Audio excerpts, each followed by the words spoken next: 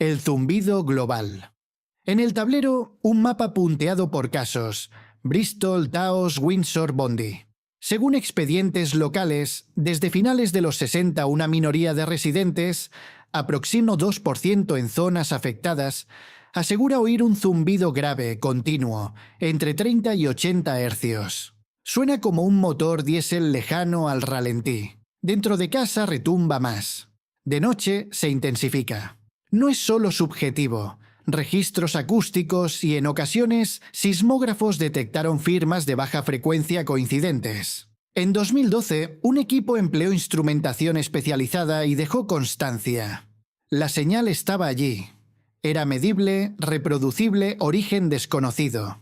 El expediente se compone de capas. Testimonios cruzados describen insomnio persistente, irritabilidad, pérdida de concentración e incluso ideación suicida en casos extremos. Lo llamativo: cesa al salir de la zona caliente y puede afectar a varias personas en el mismo punto, lo que desplaza la explicación puramente clínica. Agencias medioambientales de varios países confirmaron firmas acústicas anómalas de baja frecuencia. Propuestas técnicas circulan en informes no concluyentes. Interacciones electromagnéticas con el sistema auditivo humano. VLF de instalaciones militares. Microsismicidad. O fuentes industriales discretas. Oleoductos, aerogeneradores, plantas eléctricas, capaces de producir tonos estacionarios en condiciones precisas de geología y clima. Pero el expediente torció su curso. En 2003, un consultor acústico contratado por una administración regional certificó la realidad del fenómeno y estaba listo para rastrear su fuente con triangulación y modelado de propagación. Antes de la fase final, el proyecto fue cancelado de forma abrupta. La documentación se clasificó. Se ordenó destruir notas personales. Universidades que recibieron propuestas con financiación privada para estudiarlo rechazaron sin explicación.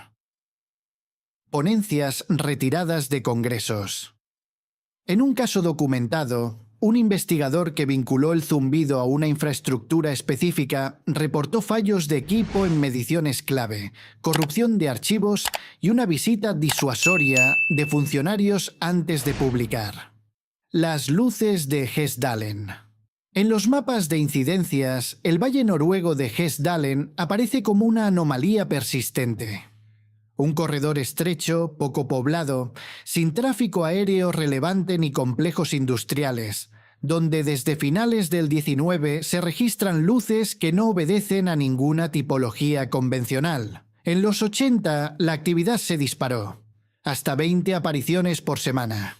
Suficiente para que científicos montaran allí, en 1984, un puesto avanzado con radar, cámaras, analizadores de espectro y magnetómetros.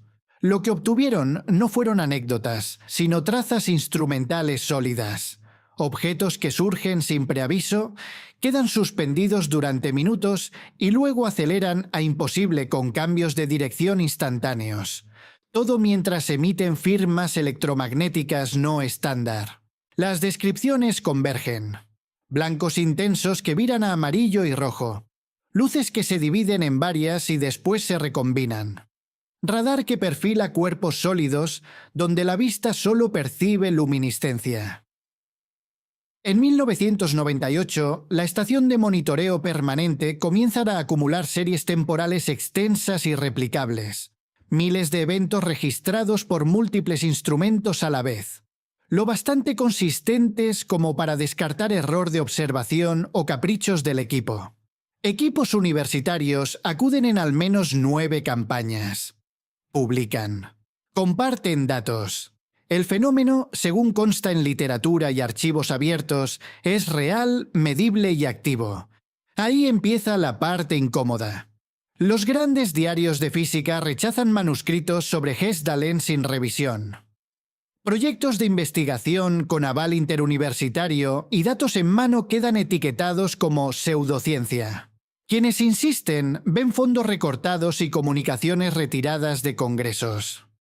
En 2007, durante un episodio especialmente documentado, varios aparatos sufren interferencias inusuales.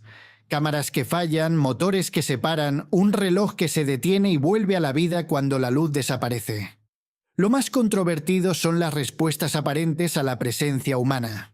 Testigos y expedientes de campo registran acercamientos cuando alguien hace señales, persecuciones breves a vehículos, irrupciones de luces minutos después de que un equipo ocupa un puesto de observación.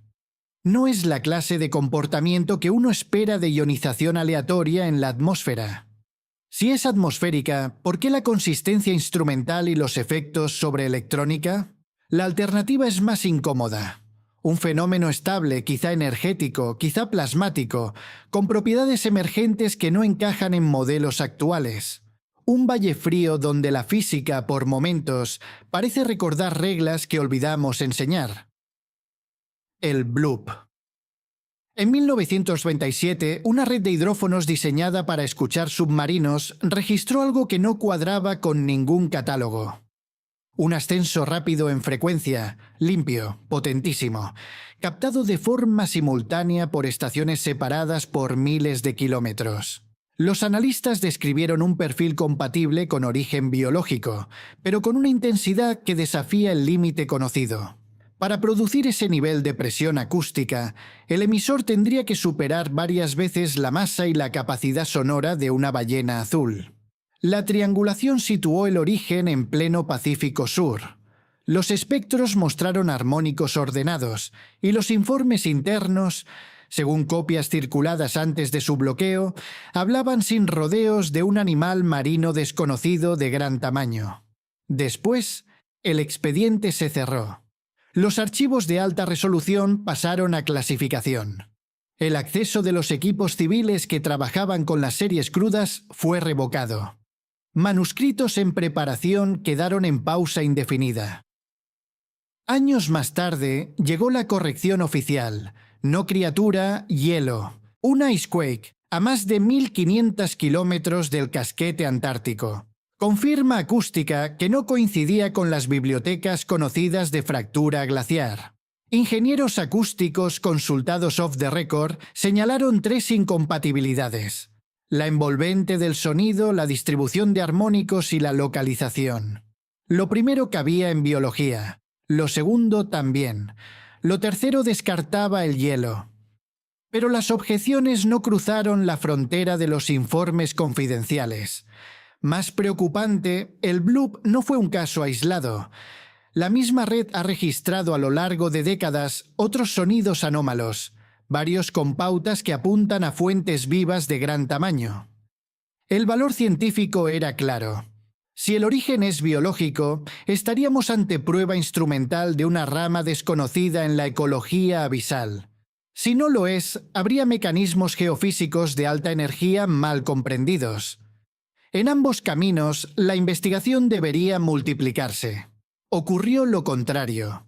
Presupuestos cerrados, líneas de estudio canceladas y una explicación glaciológica elevada a dogma sin pasar por la criba comparativa de espectros y localización. Lo que queda en el expediente son huellas, diagramas de espectro con rampas demasiado vivas, memorias de proyecto con sellos de clasificación y la intuición persistente de que el primer gran encuentro con lo desconocido en el océano fue tratado como un ruido que convenía archivar.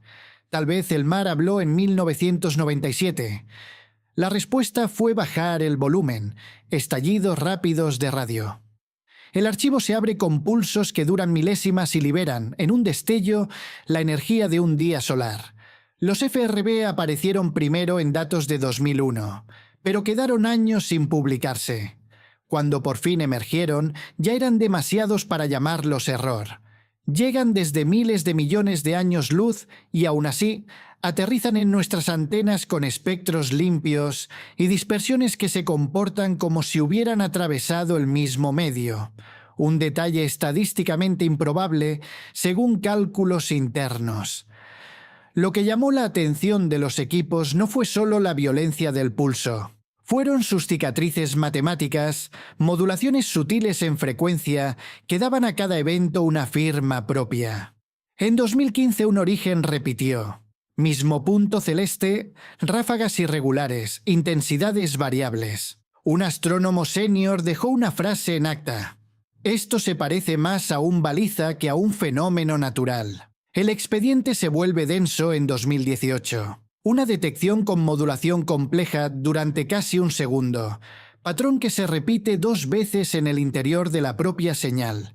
3 equipos independientes evaluaron la improbabilidad de origen natural y prepararon manuscritos. Ninguno fue publicado. A partir de 2019, visitas fuera de agenda a observatorios con programas FRB. Preguntas detalladas sobre métodos de detección y análisis. Poco después, recortes presupuestarios, que cierran líneas recién financiadas. Mientras, la estadística crece. Miles de FRB catalogados, con subconjuntos que repiten y otros que no. Con anchos de banda que exhiben variaciones sistemáticas difíciles de encajar en explicaciones puramente astrofísicas conocidas. La hipótesis artificial no figura en revistas generalistas. Queda relegada a seminarios discretos y borradores que no pasan revisión. En lugar de intensificar la búsqueda, segmentos de la comunidad han optado por clasificar el fenómeno como curiosidad. Útil para sondear plasma intergaláctico. Poco más. Sin embargo, lo verdaderamente disruptivo, sea cual sea el origen, sigue intacto. O bien hay motores cósmicos capaces de encender y apagar radiación con precisión temporal, milimétrica y espectral sofisticada, o bien alguien en algún lugar utiliza el espectro como lo haríamos nosotros, a escala galáctica. En ambos escenarios, negar tiempo de telescopio es cerrar los cajones justo cuando las piezas empiezan a encajar. Rayo en bola. En los informes de tormenta, el fenómeno aparece como una nota al margen que se resiste a desaparecer. Esferas luminosas del tamaño de una pelota de golf a un balón de playa que flotan durante segundos o minutos. Cambian de color, silban, atraviesan ventanas sin romperlas, o en ocasiones descargan suficiente energía para fundir metal. Durante décadas bastaron testimonios dispersos. Desde los años 60, los partes incluyen pilotos, meteorólogos y personal militar. Observadores entrenados que describen lo mismo con palabras distintas. La física académica lo despacha como rareza estadística, pero los datos se acumulan. En 2006, un equipo en China genera esferas luminosas mediante una configuración concreta de electrodos. Duran varios segundos, se desplazan y reproducen rasgos reportados en casos naturales. Replican el experimento. Publican. En 2012, otro grupo capta el primer espectro de un evento natural y encuentra líneas de emisión que coinciden con lo previsto en laboratorio. Se diría que es el punto de inflexión. Evidencia instrumental, predicción cumplida, puerta abierta a investigar estructuras plasmáticas longevas en aire. La puerta no se abre. Silencio en cascada, solicitudes de continuidad rechazadas, el propio líder del equipo disuadido de seguir. Los archivos desclasificados de los 60-70 cuentan una historia paralela. Interés militar intenso, líneas de investigación orientadas a aplicaciones energéticas y de armamento, y de pronto clasificación. Si hay una razón para la asimetría, desdén académico frente a celo institucional podría estar en las propiedades que desafían los modelos. Un plasma atmosférico debería disiparse casi al instante. Sin embargo, el rayo en bola conserva estructura y energía en volúmenes pequeños. El terreno intermedio existe. Modelos que invocan microondas atrapadas en cavidades, combustión de nanopartículas de silicio tras rayos lineales o estructuras toroidales autoestabilizadas por gradientes químicos. Hipótesis con 1900 méritos, pero insuficientes para explicar la diversidad observada. Atravesar vidrio sin romperlo aquí. Derretir un panel metálico allá. Un enfoque sistemático, sensores desplegados en regiones de alta incidencia, correlación con condiciones atmosféricas, espectros resueltos en tiempo, sería relativamente asequible. Sin embargo, propuestas con ese alcance no superan comités. En su lugar persisten los relatos y unas pocas curvas espectrales que apuntan a una verdad incómoda. La naturaleza parece manejar configuraciones energéticas que nuestra teoría aún no domestica. Y quizá por eso el expediente duerme en la estantería civil, mientras despierta en archivadores con sellos de seguridad. Lo llamamos rareza meteorológica para no admitir que, si se estudia a fondo, podría redibujar partes del tablero tecnológico. El efecto Hutchison. El expediente se abre en 1979 con un taller canadiense lleno de bobinas de Tesla, generadores de señal y montajes de alto voltaje conectados de forma poco ortodoxa. Lo que sigue, según grabaciones y testimonios, no encaja en los manuales. Piezas metálicas que se elevan y quedan suspendidas, bloques de madera que se fracturan sin contacto, barras de aluminio que se curvan como si fueran plastilina, y lo más inquietante, materiales disímiles que se funden a temperatura ambiente, aluminio con acero, cobre con madera, uniones imposibles sin calor ni presión extremos. El fenómeno fue filmado desde varios ángulos y presenciado por ingenieros, periodistas y personal militar, lo suficiente como para que el caso trascendiera el rumor. Análisis microscópicos de muestras recogidas tras las fusiones describieron microestructuras anómalas, configuraciones cristalinas que no cuadran con procesos térmicos convencionales. Con esos datos sobre la mesa, la trayectoria debería haber sido predecible. Una campaña de replicación, controles estrictos, publicación. Ocurrió otra cosa. Visitas oficiales, equipos requisados y devueltos dañados, entradas no autorizadas al taller y una narrativa pública que fijó la etiqueta de engaño, mientras los vídeos seguían sin una refutación técnica concluyente. Desde la mesa de trabajo del investigador detective, las hipótesis se agrupan. Resonancias no lineales entre campos electromagnéticos cruzados capaces de inducir tensiones volumétricas. Fenómenos de piezoelectricidad y magnetostricción en materiales supuestamente no relevantes que, bajo ciertas frecuencias, desencadenan microfracturas y movimientos. Incluso propuestas más exóticas sobre gradientes de potencial que reducen localmente el peso efectivo. Entre ambos extremos cae la pregunta que este caso deja vibrando como un zumbido de alta frecuencia. Si era un fraude, ¿por qué tanta intervención? Y si no lo era, ¿qué parte del efecto se quedó encerrada tras puertas que no se pueden filmar? La obra de Coral. En un rincón de Florida Sur, entre 1923 y 1951, un hombre de 1,5 metros y apenas 50 kilos erigió solo, con herramientas rudimentarias, una estructura de más de 1.000 toneladas de coral tallado. Bloques de hasta 30 toneladas colocados con precisiones de fracciones de milímetro. Un obelisco de 28 toneladas erguido en vertical. Muros ensamblados sin mortero y una puerta giratoria de 9 toneladas que se movía con el roce de un dedo. Trabajaba de noche sin testigos y afirmaba conocer los secretos de las pirámides o principios antigravitatorios. Vecinos oyeron zumbidos extraños, pero nadie vio cómo desplazaba las piezas.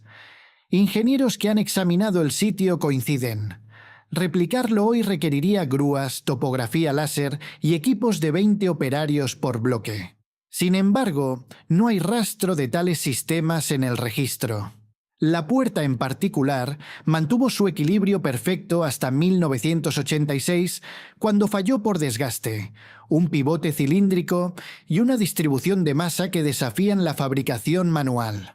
Cálculos retrospectivos indican que mover un solo bloque de 30 toneladas 10 metros con palancas y rodillos demandaría días y mano de obra masiva. Aquí hay cientos, algunos elevados y equilibrados en puntos de giro que exigen mecanizado preciso. El expediente revela inconsistencias que no se resuelven con explicaciones convencionales. Tras la muerte del constructor en 1951, se hallaron cadenas, trípodes y un volante, pero nada capaz de manejar esas masas sin dejar huellas de arrastre o anclajes. Un diario con sus métodos nunca apareció. Las tolerancias en los ensambles, juntas que resisten sin adhesivo, sugieren herramientas de corte y medición que no existían en su época para un operario solitario. Propuestas para analizar el sitio con métodos modernos, como escáneres 3D o pruebas de tensión, han sido rechazadas por universidades y sociedades de ingeniería, que lo despachan como curiosidad turística sin valor académico. Sin embargo, el sitio persiste como un rompecabezas tangible. Si era conocimiento práctico perdido, ¿por qué no cartografiarlo? Si implicaba principios no estándar, levitación inducida, manipulación de masas, explicaría el desinterés oficial. Tal vez porque desentrañar cómo un hombre solo movió montañas de coral obligarías a admitir que algunas imposibilidades solo lo son hasta que se demuestran. Combustión humana espontánea. Sobre la mesa, un expediente con fotos de escenas que no cuadran con manuales de incendios. Cuerpos reducidos a cenizas y fragmentos óseos en habitaciones cerradas, con temperaturas que superan los 1600 grados necesarios para calcinar huesos, pero sin que el fuego se propague al entorno inmediato. Un caso de 1951 muestra a una mujer en su apartamento, consumida por completo salvo una pierna, mientras la silla donde se sentaba solo presenta chamuscado mínimo y las paredes daños térmicos solo a nivel bajo. No hay acelerantes, no hay fuente de ignición evidente. Otro, en 1982, involucra a bomberos que ven llamas azules a través de una ventana, sin calor exterior, y al entrar encuentran el cuerpo casi volatilizado con cortinas intactas a escasos metros. Los patrones se repiten en siglos de reportes. El fuego se localiza en el cuerpo, consume tejidos y huesos con eficiencia crematoria, pero deja intactos materiales combustibles cercanos, como si la energía surgiera de dentro y se contuviera en un radio mínimo. Físicamente, el cuerpo humano, con su 70% de agua, resiste la combustión. Replicar esto en laboratorio con el efecto mecha, ropa como wick y grasa como combustible, toma horas, genera humo abundante y nunca alcanza la destrucción total sin dañar el entorno, lo opuesto a estos casos donde testigos describen llamas azules o amarillas que no irradian calor como un fuego normal y se extinguen sin intervención. Los investigadores de incendios que han revisado estos archivos admiten en privado anomalías termodinámicas, patrones de quemado que violan el comportamiento estándar del fuego, con órganos internos que muestran signos de combustión desde el interior y calcinación ósea que exige calor sostenido imposible en un espacio confinado sin ventilación. Experimentos en 2010 intentaron simularlo con condiciones óptimas, pero fallaron en reproducir la localización extrema y la ausencia de humo o propagación. Lo que añade capas al expediente son los relatos de testigos. Llamas que parecen internas y no se expanden, calor que cae drásticamente a pocos pies, y en algunos casos un olor peculiar no asociado a combustión orgánica convencional. Tal vez porque admitir que un cuerpo puede arder desde dentro, sin causa aparente, obligaría a reabrir demasiados cajones cerrados con llave. La anomalía del Báltico. En el fondo del Báltico, a unos 90 metros de profundidad, un sondeo rutinario de 2011 reveló una forma que no encajaba en los mapas geológicos. Un disco circular de 60 metros de diámetro, con bordes definidos, ángulos rectos, una rampa o escalera que desciende hacia una abertura, y lo que parece un surco de más de 300 metros como si algo masivo hubiera sido arrastrado hasta allí.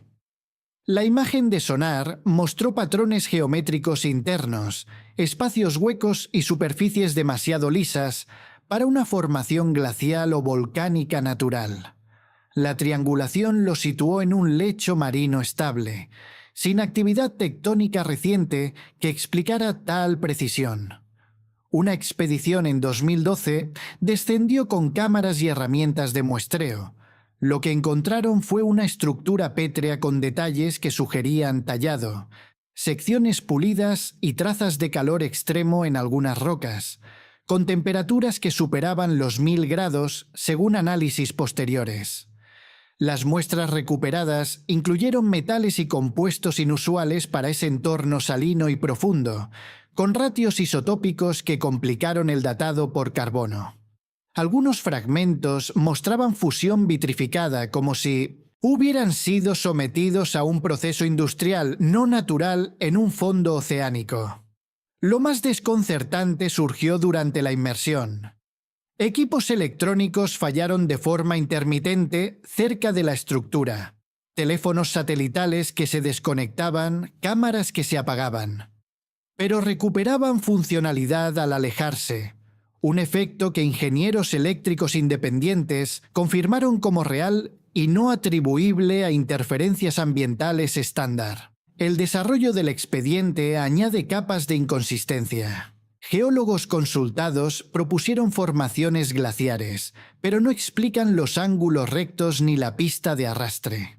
Otros sugirieron un artefacto militar, aunque no hay registros de actividad en esa zona durante el siglo XX.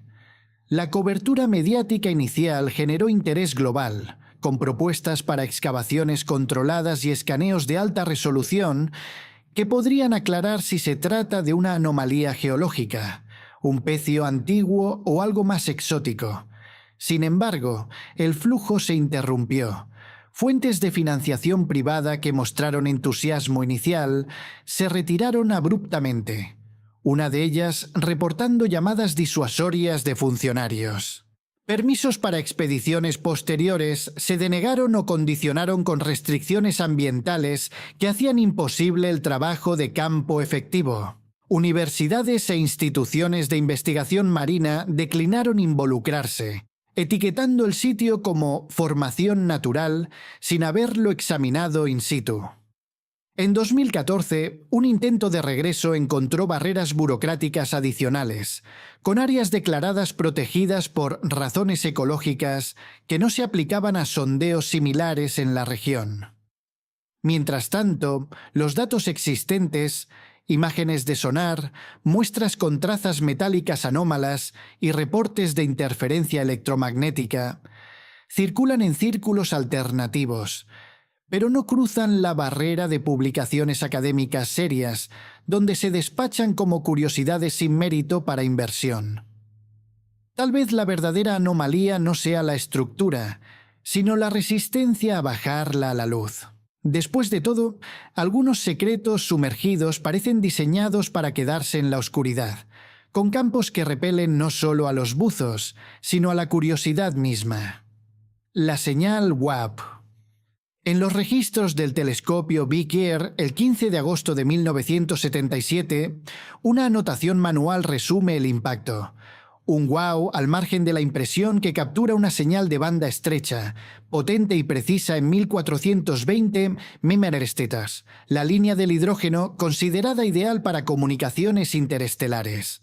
Duró exactamente 72 segundos, con una intensidad que superaba 30 veces el ruido de fondo, y su perfil, un ascenso y descenso gradual, coincidía con el paso de una fuente fija a través del campo de visión del telescopio mientras la Tierra rotaba. Provenía de Sagitario, una región sin estrellas conocidas, con un ancho de banda tan fino que descartaba fuentes naturales amplias como púlsares o emisiones galácticas. Su estabilidad frecuencial y características sugerían manipulación intencional, alineándose con predicciones teóricas para transmisiones extraterrestres. Búsquedas posteriores, el mismo telescopio y otros, apuntaron repetidamente al mismo punto celeste, pero el silencio fue total. Ni repetición ni variaciones. Investigaciones iniciales descartaron orígenes terrestres, como satélites o reflexiones, confirmando que la señal había viajado desde el espacio profundo, con una pureza que ningún proceso astrofísico conocido replicaba de forma tan exacta. El expediente se complica con las explicaciones fallidas. Masers cósmicos, cometas emitiendo en esa frecuencia o rebotes de señales humanas, todas probadas y desechadas por no encajar en el ancho de banda, la intensidad o la localización. Una propuesta de 2017 atribuyó el origen a un cometa pasajero, pero fue cuestionada de inmediato por no coincidir en espectro ni potencia. Y aún así se presentó en medios como misterio resuelto, sin que la comunidad científica profundizara en las discrepancias. Lo que añade peso al archivo es el patrón de desinterés institucional. Propuestas para monitoreo dedicado en esa coordenada se rechazan, tiempo de telescopio se niega, y científicos que insisten en análisis detallados ven sus trabajos confinados a revistas marginales. El telescopio que la detectó fue desmantelado en 1997, y desde entonces no ha habido búsquedas sistemáticas, como si el evento, el candidato más fuerte a señal artificial jamás registrado, se hubiera archivado como nota histórica en lugar de prioridad. En cambio, el expediente muestra supresión sutil, fondos desviados, publicaciones evitadas y un consenso que prefiere tratarlo como anomalía pasada en lugar de ventana abierta. Tal vez porque confirmar su naturaleza obligaría a reevaluar no solo el cielo, sino nuestra soledad en él. 72 segundos que podrían haber cambiado todo, reducidos a un wow en un papel que nadie quiere volver a leer. Estos 10 fenómenos comparten un hilo conductor que trasciende su diversidad. Son eventos reales, documentados con instrumentos precisos y respaldados por observadores creíbles, desde hidrófonos hasta telescopios y laboratorios. La ciencia, en su ideal, sigue la evidencia sin prejuicios, pero estos expedientes revelan un mecanismo de contención. Agencias que intervienen en laboratorios, observatorios que cierran programas pese a financiamiento y explicaciones oficiales que priorizan lo convencional sobre lo anómalo, incluso cuando no encajan. No se trata de conspiración abstracta, sino de dinámicas observables. Clasificaciones que ocultan datos crudos, como en el bloop o el efecto Hutchison. Rechazos sin revisión, como en Hessdalen o los FRB.